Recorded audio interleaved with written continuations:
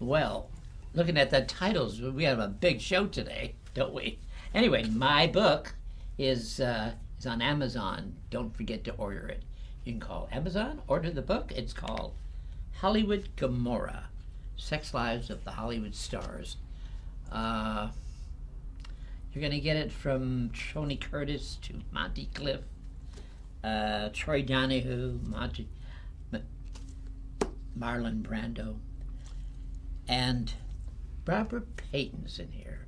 Barbara Payton was a gorgeous girl who was married to French Antone, and she became a slut, a real slut at the end of her life. Poor baby. That's why it's called Gomorrah. And today we have Alex Monty and Maxwell Demil, producers and directors of this wonderful, film directors of this wonderful movie called The Return to Babylon. Tell me about this Return to Babylon. Return to Babylon was an idea I had for a long time. I just didn't know what I was going to call it, but I was really, really fascinated with the concept of silent film, because silent films really is cinema in its purest form. And because I was like really into fashion and style, so I really loved and had passion for that decade. Right. And it started, I found a bag of film on Hollywood and Normandy Boulevard. It was like factory sealed, 19 rolls. Hollywood and Normandy. Yeah. And so we found the bag on Tuesday. Mm-hmm. And this is before cell phone time, or I didn't like cell phones to begin with. So I remember the first person I called was my friend Devora. I'm like, Devora, I just found a bag of black and white factory sealed silent film. Factory sealed black and white film. She said, well, darling, you were in my parlor room the other day and you wanted to make a silent film for years. So that's the answer. When do we film? We shot that film, The Birth of Babylon, that Saturday.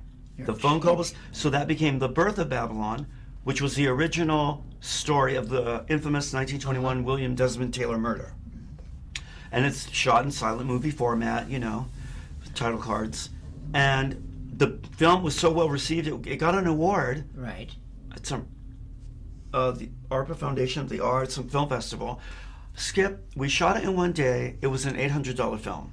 There was a $58,000 party thrown for the film. Like the Moulin Rouge women were flown in from out of Paris for the first time since their 1899 history of the Moulin Rouge. They were the entertainment of the party. I can't believe it. Here, it used to be at the St. James's Club. Right. The Art Deco building on Sunset. Now, then it became the Argyle. It was the Argyle. A $58,000 party for an $800 film. And there I met Maria Conchita Alonso.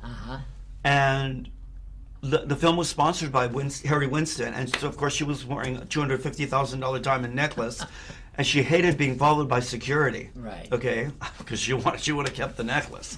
So she says, "Well, when are we going to film the next silent movie segment?" Right. And that's how Return to Babylon started. So I thought, okay, she'll play the Lupe Velez, and you've seen the film. It's Return to Babylon. Great what film. 7 or 8 segments, Maxwell?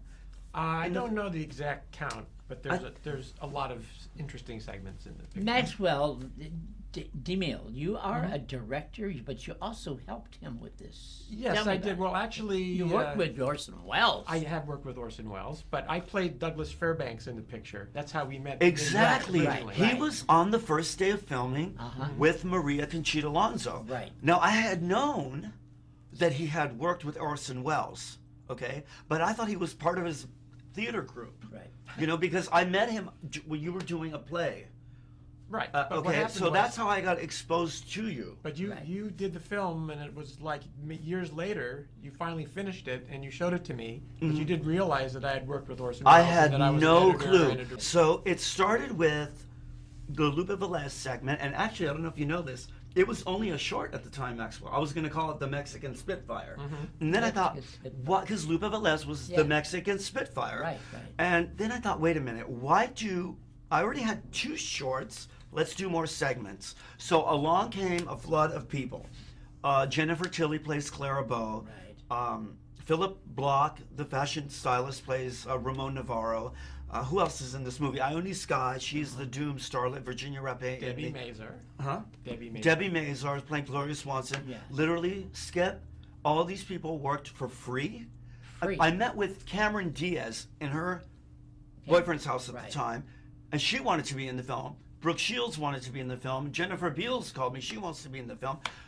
I end up getting Rolanda Watts. She does a fantastic job. She's coming tomorrow to the screening at we're having at You're USC. having the screening now. But what I was saying was the response to the film was so overwhelming, and literally, I was meeting with. Really, this is really funny. I met with Paris Hilton because she wanted to play Jean Harlow. Right. I couldn't film all of them, Skippy. I was so first of all, we had too much footage as it was. You know, I mean, it was impossible. I was totally flattered, because you know what? They were doing something that was so different. And let me tell you, this was shot well before the success of The Artist. Right. You know, which got Best Picture. I think it was 10 nominations and 5. And, I mean, everyone told me, I mean, we don't know this for sure. I mean, everyone told me, everyone stole your idea. Because I had They already... stole your idea. I remember it, yeah. Totally. Am I right? You know? Well, I don't know if they stole it. I mean, The Artist is an original story. That's true. Shot That's as true. a silent That's movie. exactly. What we're doing in Return to Babylon is we're taking true life stories and presenting them in the style of a silent film, which is pretty much unlike anything I've seen. Mostly you see documentaries on the Biography Channel with a narrator, and they recreate things. But what we're doing is we're doing these stories actually as if you were seeing them shot as a silent film with intertitles and fantastic music by Dean Moore and his orchestra. He provided all the music for the background, and it really adds a lot because he's so authentic with his 20s and 30s music. And when I came into the project, the version I saw was completely different than the version that we have now. You know why? Because that was the pot smoker who's in rehab. And you don't know what his name is. And you don't care what his name is. And then that's why he worked for Orson Welles, and I can see why. Not only did Maxwell, did you do a brilliant job, but I was amazed at how quickly you did the job. I mean, in 4 days, he re-edited this movie, and he told me he was going to make it 200 times better. He made it 700 times better. 720 times. 720 times better. Monty. So really, I mean, I'm really grateful that he came on. Well, it was a good material to work with. Mostly what I did is rearrange a little bit of it and also rewrote the title cards because I wanted people to know more backstory about the characters and provide some more information. So I did that, and I think it turned out nicely. I am exceptionally pleased. So you're having the screening tomorrow? I have the screening tomorrow. It's at USC. It's at USC. And if folks want to find out about it, they go to returntobabylon.com. Babylon.com. And it's got all the information. Returntobabylon.com. Return, yes. The screening's almost filled up, but if you get there early, you can get in. Okay, that's great. I'm really proud of it because I graduated from USC. You did? Yeah, I went to film school there. So you grew up here? I grew up in Los Angeles, yeah. You always wanted to be a director of film? You know what? I actually... No actor? I had a passion for filmmaking, okay? But I actually entered USC as a civil engineer major because I excelled in mathematics, and I really loved engineering and building something. I took a cinema class 2 years into my civil engineering degree, and I almost walked out of it, Maxwell. It was Singing in the Rain, and I thought, I'm not going to watch some stupid movie from the 50s. I couldn't get out because I was trapped in the middle of the North Cinema with 299 other people, and I thought, well, I'll just get up in the middle and just pretend to use the bathroom, and I'm going to drop the class. I was so mesmerized. Watching Singing in the Rain was a changing focal point. I literally ran. It was a Wednesday night. The film ended at 10:30. I ran across the campus to the admissions office. Of course, they were closed. And I was banging on the door that I needed to switch my major. Now, you could imagine, Skippy, when I told my parents, and I was 19 years old, that I was now going to switch my major from civil engineering to film. I mean, my mom was horrified. She said, Hollywood is the den of iniquity. Save yourself. It's the devil. And you know what? It is, actually. It's the lobby of iniquity. It's exactly. It's bigger than a den. But she literally fainted. I don't give a damn. But I said I was so passionate because Singing in the Rain, you know what? You're from that era, Skippy. I mean, you knew these people. That concept movie magic is really powerful. and it can make you crazy. Like, if you're not in it, if you're not crazy already wanting to get in it, I can assure you, Skip, you'll be crazy by the time you survive it. Donald O'Connor, Gene Kelly, and because that movie was set in the 1920s, yes. Then later, as I started getting older, because I have clairvoyant capabilities, I remembered I was in that era. You know, that I lived in that era. I just kept getting chills. And what was really amazing, the bag of film in the street was like this Pandora's box. We shot at the estate of Rudy Valentino Falcon Lair. Right. And I play Rudy, and can you believe that? And I think you do probably the best sequence in the film. Really? Well, I'm just saying that to make you feel Oh, you are too much. No, actually, that's... You know what? We saved that sequence for the end because it's really the most powerful, I think, with Rudolph Valentino, starting from when he was in Italy all the way up to the end. Yes. The only thing I would say, though, is you don't quite look like an 8-year-old boy in the scene. I know. In one scene, I did it. We should have had a little boy play the role. You could have gotten the boy from the William Desmond Taylor scene. I know. That was a mistake. But you know what? But unless we tell people that Rudolph Valentino was a lot younger in that scene, how would they possibly know? I know, that was a mistake. We're not going to tell anybody that you're actually killed in that scene. Actually, we should have gotten a little boy, but I was playing it off as a teenager, and that was one mistake. But I had not studied Rudy Valentino enough, but I studied I could go back and re-edit it and just cut you out of that. Oh, there you go. We could put a kid in there and we could just re-edit it and cut you out. You're into silent movies too, aren't you? I love silent movies, yes. Yeah, as an actor too. No, not as an actor, but I present silent movies. I work with the Los Angeles Conservancy. And tell me about your. You have a club, you do. I do a club. Yes, it's called the Cicada Club in downtown Los Angeles. It's we do it once a week. We turn it into a 1940s nightclub, and coincidentally, the artist was shot there. They shot 3 scenes there. You see, I know they stole my idea. And I remember when they were shooting it, I was talking to the director of photography, and I said, "What is this? Is it a student film or something?" And I said, "No, we're shooting a feature film. Is this like for French TV?" And I said, "No, it's like a major film." And they said, "We're shooting 35 millimeter. The director definitely wanted to shoot film." And I had no idea what it was at the time. Otherwise, I would have snuck into it. I would have been in it. You didn't get into it. I didn't know what it was. It just looked like some little. And can you believe they got 10 nominations and 5? I know. I remember. And I mean, people really. I haven't seen the artist, so I can't really say. One girl was like, "Your movie is by far better than that piece of shit." That's different. what she said. But you know what? Getting back to the Rudy thing, I cast people. I'm my own casting director. Jennifer Tilly literally is herself when she's playing Clara Bow. Maria Conchita Alonso is not as crazy as Lupa Velez, but she almost. She's pretty good. And I knew Rudy so well that it was just easy. I just had to basically stand there and look pretty. I knew the character well. In fact, Giovanni, who was on this show, Guglielmi, Rudy Valentino's great nephew, he was so moved that he literally gave me, and I have it in my jewelry collection, Rudy Valentino's gold ruby ring. I mean, I have a picture with Rudy wearing it. And then, of course, I got it appraised, and I had to go to put it in a safety deposit. Christopher Jones, remember Christopher Jones, the actor? Who is that? Chris Jones. He just died, and when he died, he was cremated, and the man who owns that forever Hollywood Forever. And Christopher Jones, they cremated, and they put his in a tomb next to Valentino. But wait a minute. That's right. I go visit Rudy a lot. Okay. He's there, right there. He's in a drawer. They pull him out. He's in a drawer. And they put him back. What drawer? But Valentino. But Rudy's crypt is number 1205. And everything around it, he's buried. Jude Mathis is the writer that got him famous. And I don't know where it is, but it's there. I have to go see that. Yeah, that's Christopher Jones. He's there. Wow. I was supposed to go to that. You know what? Wait a minute. They just built a new wing. That's right. They're running out of space. Rudy wanted some friends. The owner of the place fell in love with Chris Jones, so he didn't have any money, so he gave it to him. Yeah, they did build a new part there. They did.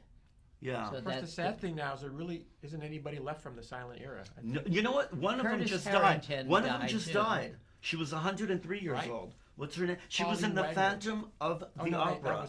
And who was it? Well, Pauline Wagner was a friend of mine, and she was Fay Wray's stand-in in King Kong. Oh, yes. And she has visited the Cicada Club before, and she was really a dear lady. And she was with James Cagney when they formed the Screen Actors Guild. Right. And they went in together to do that. And James Cagney's Screen Actors Guild number was #1, and she was #2, joining the Screen Actors Guild. And she was bright and smart, and just a lot of fun to be around. You know, you want to be around fun people, Skip. And smart people. That's what was. And I think Mickey Rooney was one of the last silent stars. No, one of them just died. She was in the Phantom of the Opera. She was 103 years old. Just a Mary Philbin. Huh? Is it Mary Philbin? No, Anita something. Anita. Oh, Anita. Oh, wait a minute. You Anita, know her. Yes. Sally Kirkland's friends with her. Yes. I wanted her to Anita, present the film. She did a Broadway. She did the Broadway thing. What was that? The first movie of singing and dancing. The Broadway. I know her silent movie credits were 2, and one of them was The Phantom of the Opera. And she just died like 2 months ago, just short of our premiere. She lived to be 103. But it's a long gone era. Most people aren't even aware of it. You know what? Era. This is what's really sad, okay? Everybody knows Joan Crawford and Bette Davis, okay? But people don't really know the birth of this Hollywood community. No, they don't. I mean, casting directors don't even know who Theda Bara is. And those people, they're the ones that are really... Mabel Normand was a producer and writer, Barbara Lamar. Those people, like, the silent film era was really cursed because 80% of the films no longer exist. From 1895 to 1927, that era was cut off. Imagine if music and poetry and costumes and all kinds of other arts that go on for centuries, the silent movies were just about to flourish, and the talkies came in and annihilated the entire concept of silent films. And you know what they do these days? Okay, theatrical plays are different than films. Hitchcock used the film medium really well. Even though we now have dialogue and soundtracks, you still want to tell the story visually. So we could see, like in Vertigo, Psycho, lots of his films, there are like 10 to 15 minute segments, literally, where no one speaks.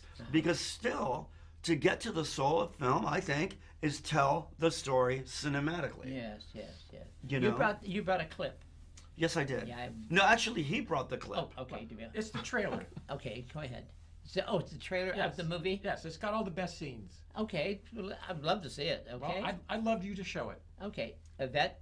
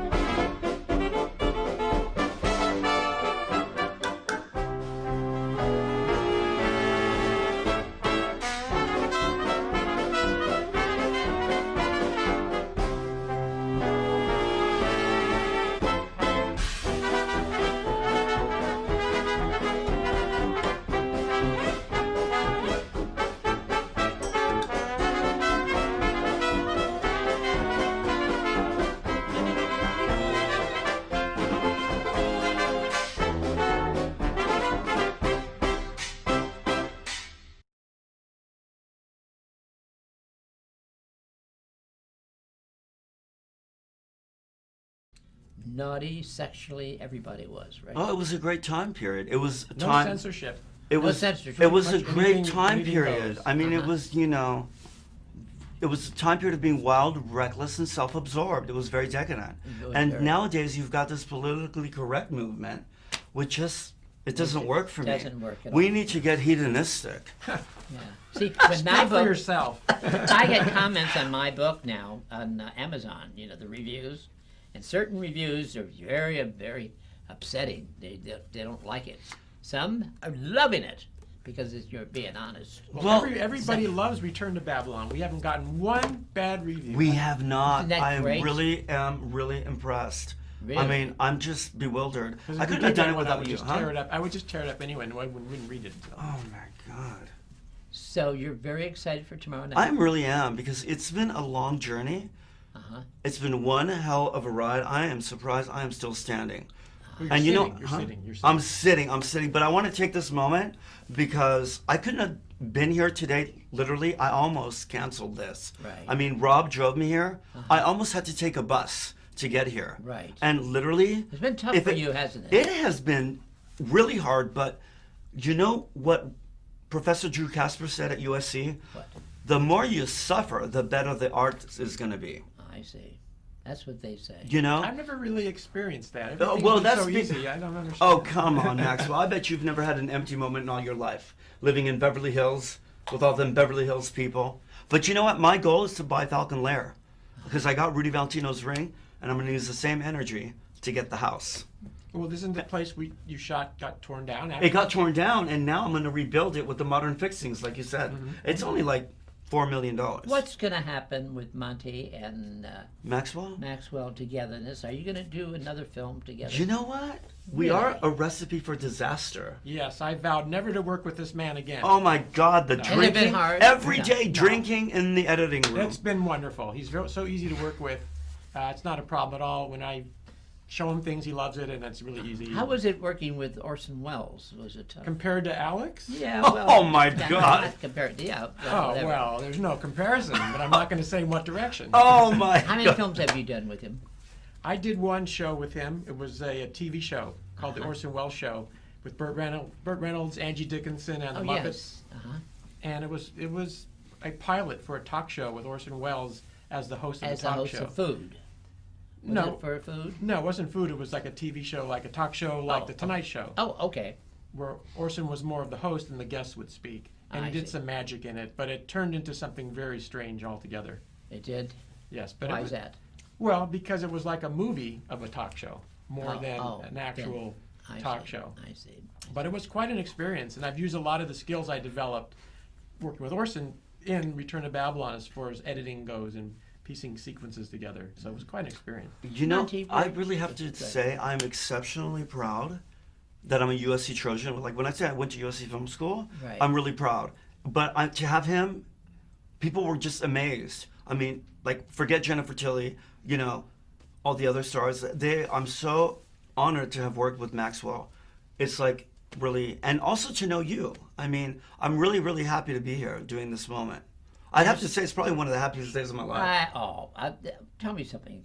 You're going to be working with. Oh, I can't mention his name. You can't. I Okay, can't won't because I mention haven't. it. I don't want to jinx it. Oh, But okay. we you know. let's just say that we have a major. We have a major A-list person That wants to who be in the owes me film. a big Wants to be in favor. the He film. wants to be in the film, so we're going to concoct a that's sequence great. to put this major Hollywood talent in. So the final version will probably have this additional sequence, and we haven't quite confirmed. Well, what are you going to do the- with this film? Tell me. What am I going to do with it? Yeah, what are you going to do with What you do got you so- mean? You got so much You know what? material. But in this What movie. you learn from the experience, you use what you learn, and you put them into I your think life. The ultimate goal is Netflix. That's it. You know, it's just going to be on Netflix. Why not? If the artist could be on Netflix, Well, we can too. the world's different now. Theatrical presentations are not the I thing know. anymore. It's more watching it on the internet, and I think that's where it's probably going to end up. on the internet, yes. But it's going to make the round of film festivals and that sort of thing. But it's quite an amazing, different film, I think.